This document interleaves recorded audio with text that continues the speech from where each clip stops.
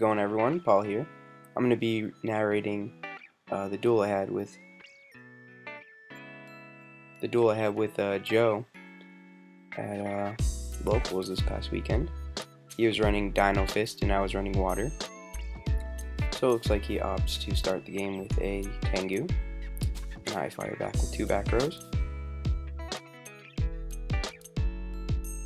And he just throws some aggression on board with the Sabersaurus.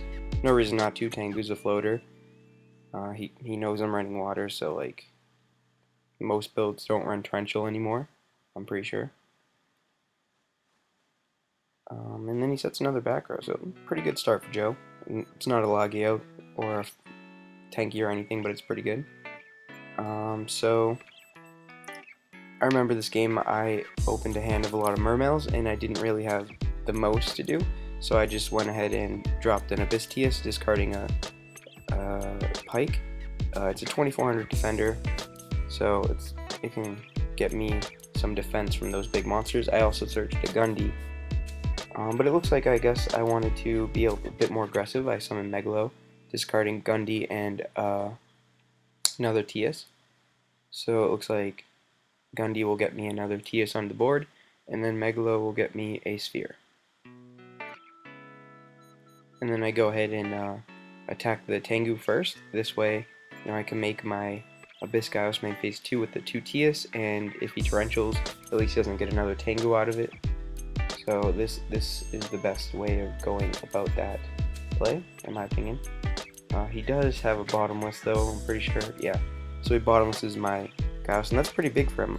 Bottomless isn't the best card against Mermails, but if you can get it on Gaios like that, it's very painful, especially since I had no Atlanteans or Divas that game, or at least for now. So he goes ahead and makes the Utopia. It's really good against Mermails when the Mermails have a slow start, because 25 is just really big, not a lot of answers, and even if I do have an answer, you can just negate the attack.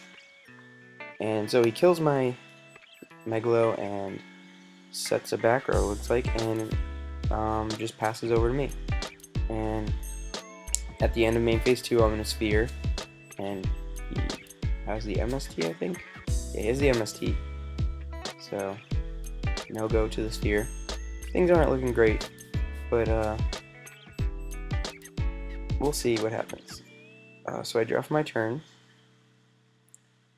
and just thinking, I decided to MST now. I remember my reasoning. I had another Sphere in hand, as well as another MST, or a Dust Tornado actually, and I didn't want to kind of get blown out by another MST. I kind of had a feeling that his set was an MST for some reason. So I MST'd so I couldn't get hit by another MST on his turn. So yeah, I set the Sphere so I can make a play in the following turn. Here he attacks with Werewolf, a nice Sphere, thinking he's going to attack my Lind. But he just goes to main phase 2 and activates Reborn on my Pike. I believe, yeah, Abyss Pike. He jokes around here. No, I'm not using effect. You can see it in his hand movements. Yeah, this play is actually really good. Obviously, I'm not going to get my Lind, and that's pretty much going to be game over. When you have a 2200 Abyss Dweller and Utopia, things are going your way. I activate the Dust of my turn so I can connect a play with Diva in my hand, and he has the Chain, and that's the game. You're going to see me thinking for a while, but that's the game. So game 1 goes to Joe, and yeah, we'll see what happens game 2. Thanks for watching, guys. Don't forget to like, comment, subscribe, and stay tuned for more videos.